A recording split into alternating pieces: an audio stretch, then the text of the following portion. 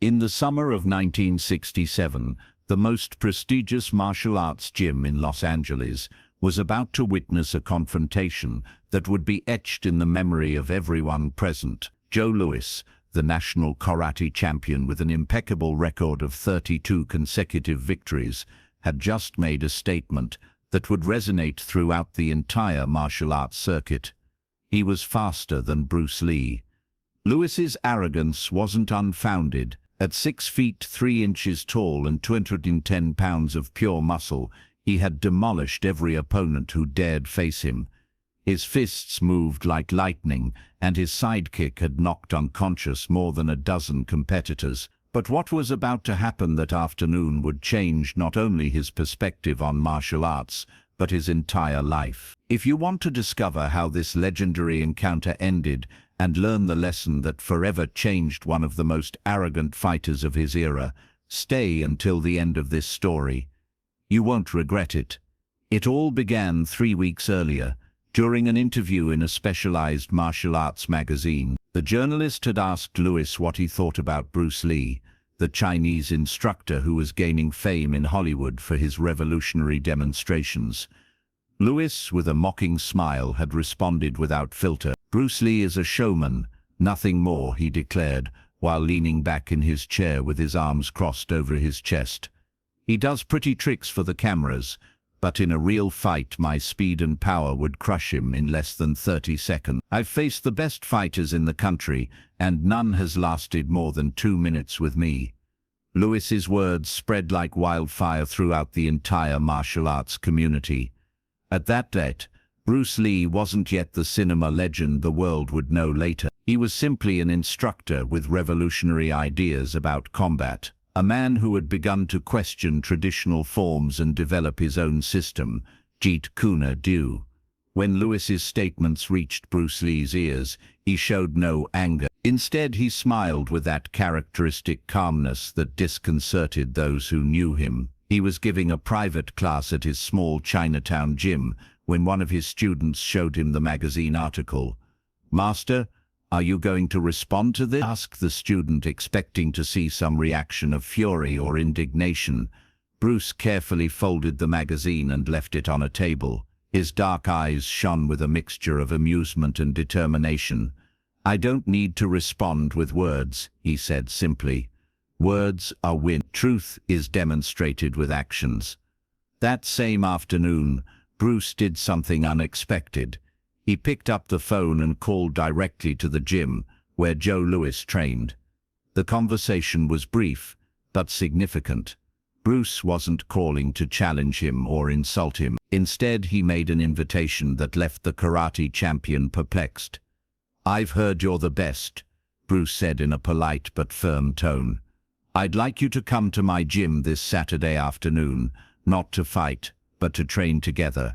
I think we could both learn something from each other. What do you say?" Louis, taken by surprise, felt his ego inflate even more. He interpreted the invitation as an admission of inferiority, as if Bruce Lee were seeking his approval or acknowledging his superiority. Without thinking twice, he accepted. In his mind, this would be the perfect opportunity to publicly demonstrate that Bruce Lee was all smoke and no fire. Saturday arrived with a suffocating heat, typical of the California summer. Bruce Lee's gym was modest, located on the second floor of an old building in the heart of Chinatown. There was no luxurious equipment or gleaming mirrors like in the big commercial gyms. Just an open space with wooden floor, some punching bags and basic training equipment. When Joe Louis entered, accompanied by 3 of his most loyal students, his expression was one of total confidence. He wore his traditional karate gi, perfectly white and starched, with his black belt impeccably tied. Every movement he made transmitted power and dominance. He was the perfect image of the undefeated champion. Bruce Lee waited for him in the center of the gym, dressed in simple black pants and barefoot. His bare torso revealed compact and defined musculature, very different from Louis's massive volume. Around them approximately 15 people had gathered.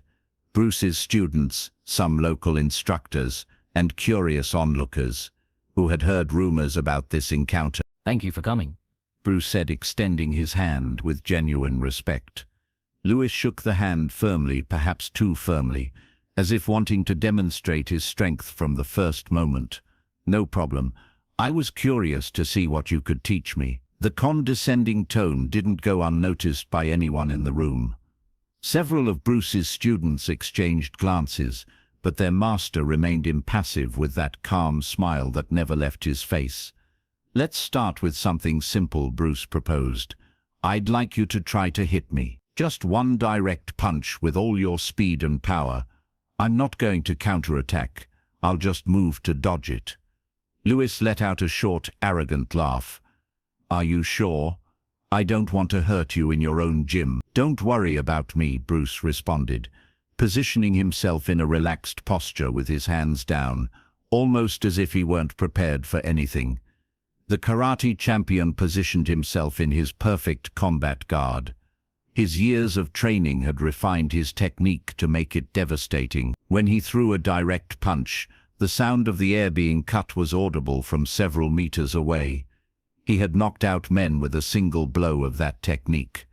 Lewis breathed deeply, concentrated. He wanted this punch to be memorable, for everyone in that room to see the difference between a true champion and an overrated instructor.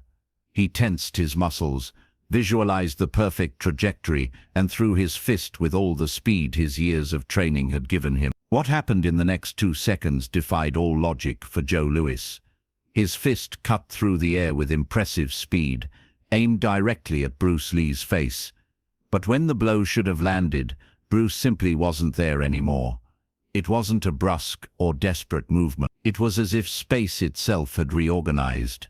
Bruce's body slid laterally with a fluidity that seemed impossible, and Lewis's fist passed, grazing the empty air where an instant before his target's face had been. But that wasn't the most disturbing thing. In the same movement, while Lewis's fist continued its failed trajectory, Bruce had placed his own open hand barely 2 centimeters from the karate champion's throat. It wasn't a strike.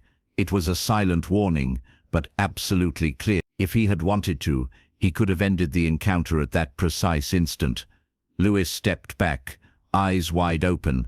His brain tried to process what he had just experienced. He had thrown one of his fastest punches, and not only had it not connected, but he had been completely vulnerable to a counterattack that never came. Again, Bruce said simply, returning to his relaxed posture. Lewis's wounded pride turned into furious determination. This time, he wasn't going to fail. He threw a combination direct jab, hook, 3 blows in rapid succession, each with enough power to finish a common opponent. Bruce Lee moved like water flowing around rock. Each of Lewis's blows found only air, and after each failed combination, Bruce's hand appeared at a vital point: the temple, the solar plexus, the jaw. He never made contact, but the message was crystal clear. Lewis was completely exposed. After 6 attempts, the karate champion was breathing with difficulty, not so much from physical exertion, but from frustration and disbelief. He had given his all, had used his best techniques, his most devastating speed, and hadn't managed to even graze this man who seemed to dance between his punches. "Do you want to know why you can't touch me?" Bruce asked, without a single trace of mockery in his voice. His tone was that of a genuine master, someone who wanted to teach, not humiliate. Lewis, with his pride shattered, but his mind open for the first time in years, nodded silently. "You're telegraphing every movement," Bruce explained, approaching. "Your punches are powerful. Yes, fast too, but you announce each one before throwing it. You tense your shoulder here." He gently touched Lewis's shoulder. "You shift your weight here." He pointed to his hips. "And adjust your gaze here." He pointed to his eyes. "By the time your fist starts moving, I already know exactly where it's going." Bruce stepped back a few paces and continued. "You've trained your body to be a perfect machine, but that perfection has become your limitation. Every movement follows a pattern, an established form. In traditional karate, that's a virtue, but in a real fight, it's a weakness that an experienced opponent can exploit. The silence in the gym was absolute. Everyone present knew they were witnessing something more than a simple demonstration. They were seeing the moment when an undefeated champion discovered he had been operating with an incomplete understanding of martial arts. "Now," Bruce said with that smile he had maintained throughout the encounter, "let me show you something." Bruce positioned himself in front of one of the heavy punching bags, one that weighed approximately 150 pounds. He positioned himself at a distance of barely 2 centimeters from the bag. Then, without any visible preparatory movement, without pulling back his arm or obviously rotating his hips, he threw a punch. The sound was like thunder in the enclosed space. The bag bent in the center, absorbing an impact that seemed impossible given the lack of punch travel. But the most impressive thing was the speed. Lewis, who considered himself one of the fastest strikers in karate, had barely seen the movement. It was like a blink, a flash of movement that defied his capacity for perception. "This is called the 1-inch punch," Bruce explained. "It's not about brute muscular strength or pure speed. It's about the efficient transfer of energy, about using the entire body as a coordinated unit, about releasing power without prior tension that telegraphs your intention." Bruce spent the next 2 hours working with Joe Lewis. It wasn't a traditional class. There was no humiliation or ego. It was a genuine transmission of knowledge from one martial artist to another. Bruce showed him how every unnecessary movement was a lost opportunity, how economy of movement could multiply effectiveness, how the rigidity of traditional forms could be both a strength and a prison. Lewis, to his credit, absorbed each lesson with the humility of a beginner. His ego had been dismantled, but in its place, something much more valuable had been born, a genuine hunger to learn and evolve. At the end of the session, as Lewis prepared to leave, Bruce put a hand on his shoulder. "You have extraordinary talent," he told him sincerely. "Your speed and power are real, but now you know there are levels beyond what you had imagined. The question is, what are you going to do with this knowledge?" Joe Lewis looked Bruce Lee in the eyes and, for the first time in years, smiled with genuine humility. "I'm going to learn. If you'll accept me as a student, I want to train with you." That afternoon marked the beginning of one of the most fruitful master-student relationships in the history of martial art. Joe Lewis would become one of Bruce Lee's first private students, and under his tutelage would evolve from being simply a powerful fighter to becoming one of the most complete and technically sophisticated champions of his era. Years later, long after Bruce Lee had become a worldwide cinema and martial arts legend, Joe Lewis would reflect on that day in an interview. His words would resonate with wisdom gained through experience. "That day I learned the difference between being good and being great," he said. "I was good, perhaps even excellent in my style, but Bruce was on a completely different level. It wasn't just his speed or his technique. It was his deep understanding of the fundamental principles of combat. I realized I had been looking at martial arts through a tunnel, seeing only what my traditional training had shown me. Bruce taught me to open my eyes and see the complete picture." The story of Joe Lewis and Bruce Lee became legendary in the martial arts community, not as a tale of humiliation and defeat, but as a testament to the power of humility and the willingness to learn. Lewis never denied what had happened that day. In fact, he shared it openly, becoming one of the greatest defenders of Bruce Lee's philosophy.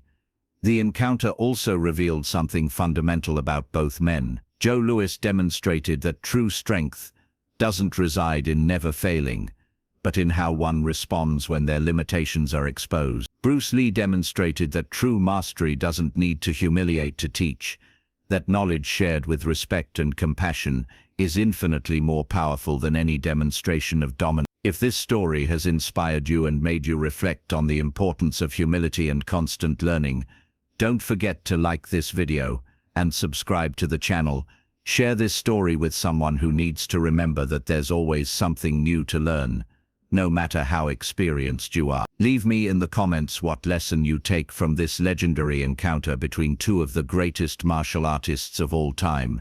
See you in the next video with more incredible stories from the world of martial arts.